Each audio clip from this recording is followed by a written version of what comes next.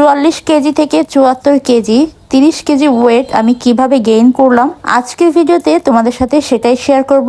ইদানিং আমার comment box এবং ইনবক্সে একটা কোশ্চেন অনেক বেশি আসে যে আপু তুমি তো আগে অনেক শুকনো ছিলা, এত বেশি ওয়েট গেইন কিভাবে করেছো, কি খাচ্ছ ওয়েট গেইন করার জন্য? আমি তো অনেক শুকনা, আমিও তোমার মতো মোটা হতে চাই, মোটা হওয়ার জন্য কি ওষুধ খাচ্ছ সবকিছু আমাদের সাথে একটু শেয়ার করো, আমিও তোমার মতো ওয়েট গেইন করতে চাই। আসসালামু আলাইকুম এভরিওয়ান, কেমন আছেন সবাই? আজ থেকে 1 বছর আগেও কিন্তু আমার ওয়েট এত বেশি ছিল না, আমার ওয়েট ছিল মাত্র 44 কেজি, যেটা এখন এসে দাঁড়িয়েছে 74 কেজিতে। আমি যে কখনো এতটা ওয়েট গেইন করবো এটা আমি কখনোই ভাবতে পারিনি। আমার ওয়েট সবসময় 44 থেকে 46 এর ভেতরেই থাকতো। আমি যতই খাই না কেন এর উপরেও উঠতো না, এর নিচেও নামতো না। তোমাদের মতো একটা সময় আমিও ওয়েট গেইন করার জন্য অনেক কিছু ট্রাই করতাম, অনলাইনে বা অফলাইনে যেটা বলতো সেটাই খেতাম, সেভাবেই কাজ করতাম, বাট কোনোভাবেই আমি ওয়েট গেইন করতে পারি নাই। মূলত আমার ওয়েট গেইনের জার্নিটা শুরু হয়েছিল আজ থেকে প্রায় 1 বছর আগে।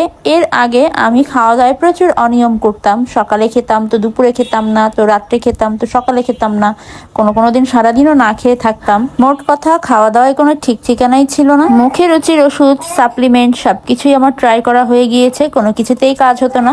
গত বছর মার্চের পর থেকে সেই যে আমার ওয়েট গেইন করা শুরু করেছে, এখন পর্যন্ত আমার 30 কেজি বেড়েছে। গত বছর এপ্রিলে আমি যখন জানতে পারি আমি কনসিভ করেছি, এরপর থেকে সবাই শুধু আমাকে একটা কথাই বলতো, এখন থেকে কিন্তু আর না খেয়ে থাকা যাবে না, তুমি না খেয়ে থাকলে তোমার সন্তানও কিন্তু না খেয়েই থাকবে, তখন সে অপুষ্টিতে ভুগবে। আর তাছাড়া কনসিভ করার পর থেকেই আমার কেন জানি না অনেক বেশি খিদা লাগতো, অনেক বেশি খিদা বেড়ে গিয়েছিল নর্মাল দিনের তুলনায়। আর তাছাড়া পুরো প্রেগনেন্সিতে আমি এক ফোঁটাও অসুস্থ হই নাই। বমি বা অন্য কোনো যে অসুস্থতা থাকে মানুষের, মাথা ব্যথা, খাবারের অরুচি, এরকম কিছুই আমার ছিল না। বরঞ্চ অন্যান্য দিন আমি যেরকম খেতাম ওই দিনগুলোতে আমি তার থেকে 2-3 গুণ বেশি খেতে পারতাম এবং অনেক বেশি ঘন ঘন খেতাম। সেই সাথে ডাক্তারের রেগুলার চেকআপেই তো ছিলাম। আমার মনের মধ্যে একটা ভয় কাজ করতো যে আমি যেহেতু এতটা শুকনা, আমার বাচ্চা যদি অপুষ্টি থাকে তাহলে সেও হয়তো আমার মতো এরকম শুকনা হবে। সেই দিকে চিন্তা করে ডাক্তার আমাকে যেভাবে ওষুধ খেতে বলেছে, যেসব ওষুধ খেতে বলেছে, যেসব খাবার খেতে বলেছিল,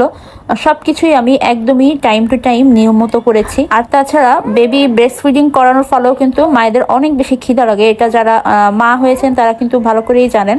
তো আমার বেবি যেহেতু ব্রেস্ট ফিড করে, তার কারণে আমার খিদা কিন্তু আরো বেশি লাগে। তো যার ফলে আমি আগে যা খেতাম তার থেকে প্রায় 4 থেকে 5 গুণ খাওয়া আমার বেড়ে গিয়েছে।